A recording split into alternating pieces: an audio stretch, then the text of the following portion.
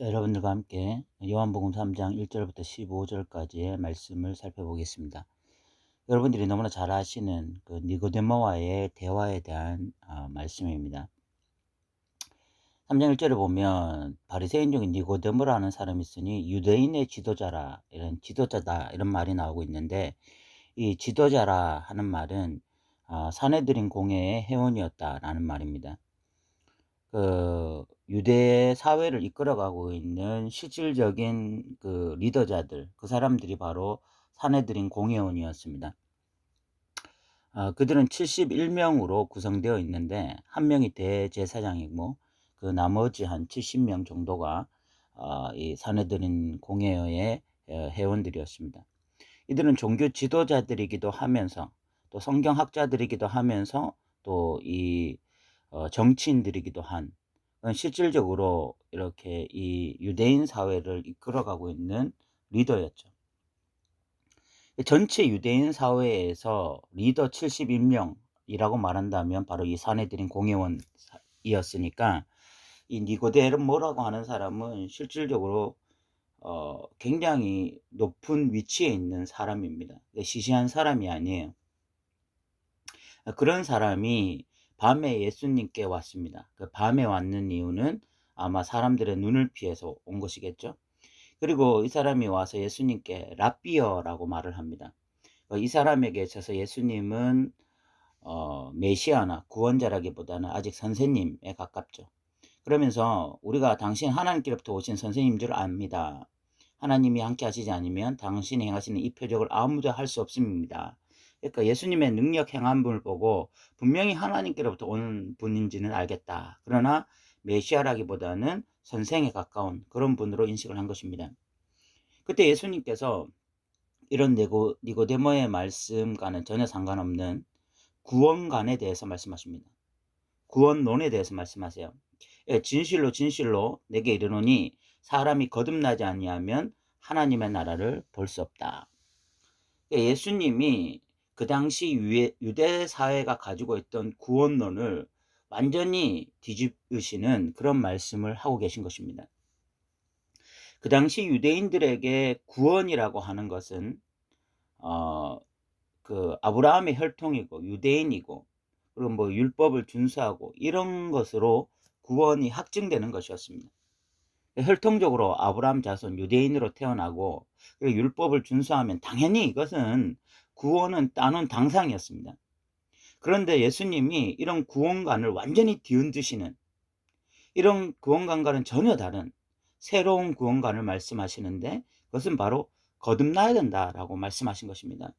이 거듭난다라는 말은 born again, 다시 태어난다라는 말입니다. 그래서 니고데모는 이 말씀을 듣고 바로 그냥 해석하기를, 그러면 두 번째 모태에 들어갔다가 나야 되느냐, 뭐 이런 엉뚱한 질문을 하게 되죠.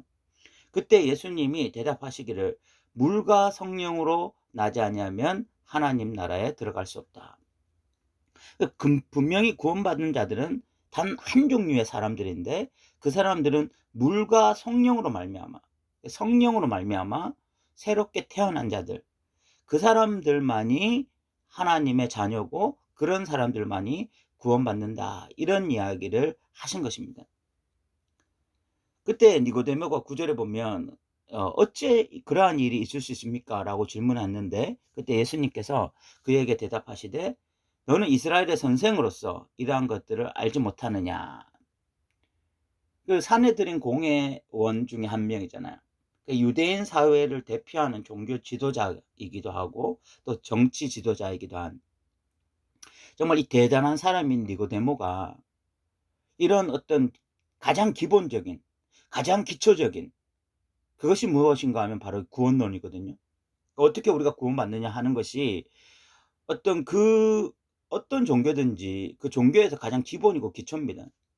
그런데 그런 어떤 가장 기본이고 기초인 구원론에 대해서, 거듭남에 대해서 모르고 있다고 하는 것은 놀라운 일인 것이죠. 그래서 예수님께서 선생이가 네가 이스라엘의 선생으로서 이러한 것을 어떻게 알지 못하느냐, 이렇게 책망하고 계신 것입니다.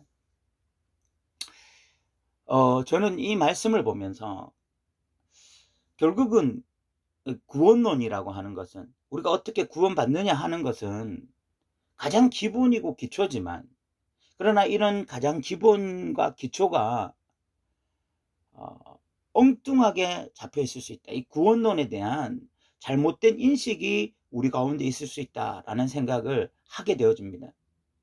그 당시 유대 사회가 잘못된 구원관으로 말미암아 결국은 수많은 구원받지 못하는 자들을 양성해 내었거든요.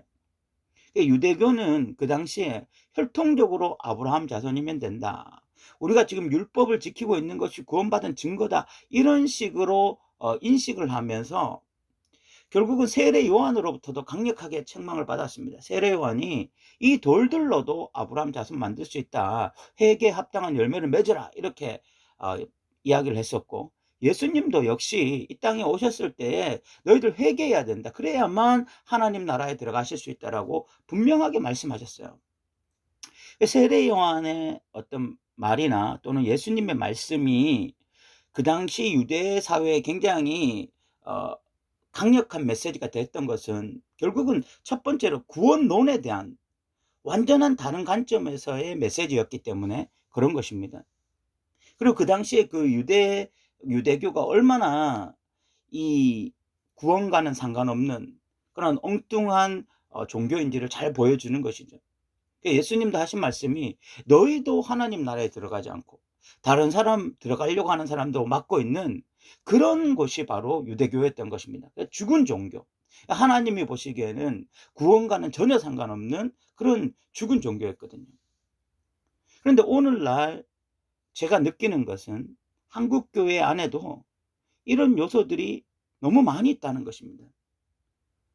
그 교회의 구성원들을 늘리기 위해서 구원을 남발하고 있는, 마치 중세시대에 면죄부를 사면 구원받을 수 있다라고 말했던 것처럼 그 믿으면 구원이라는 그런 어떤 신학적인 용어를 가지고 와서 정말 예수님이 니고데모와의 이런 구원에 대한 진지한 대화, 그런 진지한 대화를 통해서 니고데모의 실체를 드러내시고, 진짜 네가 구원 받았냐 안 받았냐, 네가 진짜 물과 성령으로 거듭났느냐 안 났느냐, 이렇게 진지하게 구원 앞에 고민하게 만들고 생각하게 만들고, 그래서 자기 자신을 점검하게 만들고, 그래서 만약에 내가 거듭나지 못했다면, 내가 하나님의 참 백성이 아니라면 다시 그 자리에서 회개하고 하나님의 백성 만드는 이런 자리로 나가게 만든 것이 아니라, 그냥 예수 믿느냐라고 질문하고 예수 믿는다라고 말을 하면 당신은 구원받았습니다, 이렇게 선언해 줌으로써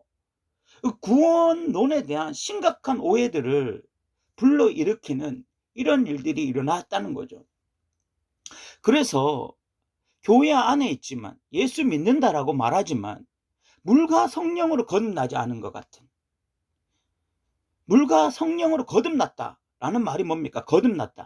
거듭났다라는 말은 새롭게 태어났다, 새 사람이 되었다, 이 말이거든요. 예를 들어서 소매치기가 있는데, 소매치기가 감옥에 갔다가 나오면서 이렇게 말을 했습니다. 나 이제 새 사람 되었습니다. 그 말이 무슨 말입니까? 더 이상 소매치기 하지 않겠다는 말입니다. 그 전에 소매치기 하던 상관은 전혀 다른 삶을 살겠다, 이것이 내가 다시 새롭게 태어났다, 이 말이거든요. 그런데 한국 교회 안에 예수 믿어, 그래서 구원받았다, 거듭났다라고 말을 하는 사람들이 예수 믿기 전과 예수 믿고 난 이후에 새롭게 태어난 것이 있냐는 것입니다. 그 사람의 삶이 그 전에 어떤 추구하던 것, 그 전에 가치관, 그 전에 어떤 행동, 삶의 방향, 목표, 이런 것이 예수 믿고 나서 거듭나고 나니까, 새롭게 태어나고 나니까 그것과는 전혀 다른 양상의 삶이 있냐는 것입니다. 새롭게 태어난다는 것은 그 전의 상가의 작별을 의미하는 것이고 새로운 시작을 의미하는 것인데, 과연 얼마나 많은 한국교회 성도들이 과거의 삶을 작별하고 새로운 삶을 시작하고 있냐는 것이죠. 그런 부분을 생각해 봤을 때 예수님께서 니고데모, 이 사람은 분명히 율법에 헌신하는 자였고 참 종교인이었을 것입니다. 나름대로 신앙으로 살기 위해서 몸부림쳤던 사람이 니고데모였을 것입니다.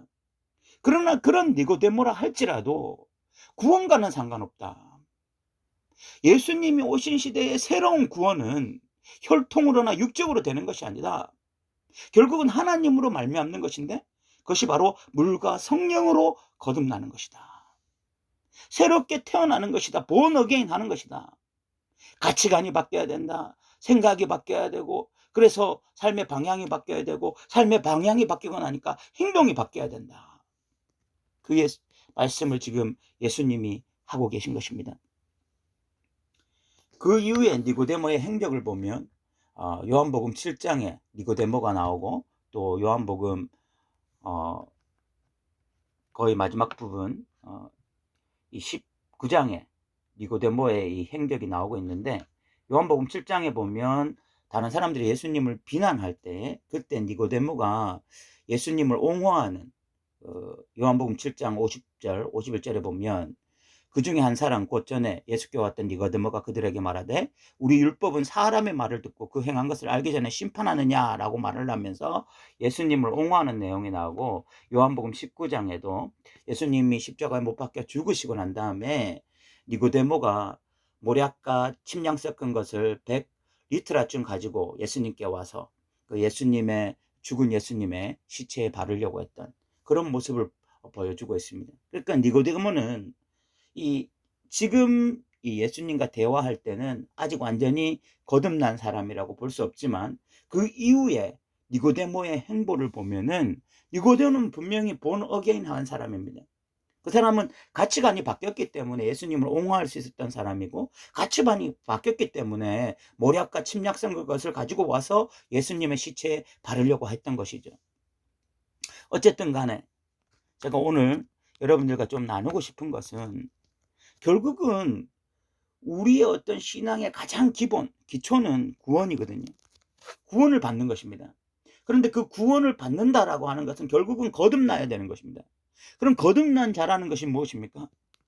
예수 믿기 전의 삶과 예수 믿고 난 이후의 삶이 완전히 다른 사람이 거듭난 사람입니다.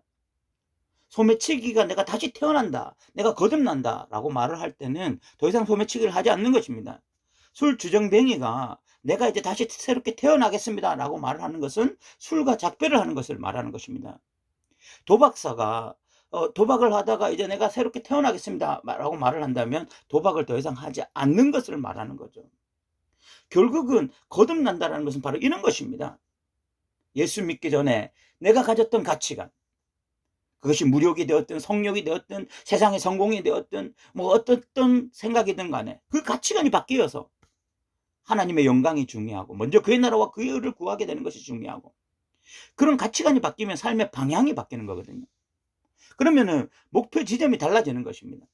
그러면 그 사람의 어떤 삶의 방향이 달라지면 그 사람의 행동으로 그것이 나타나게 되었습니다.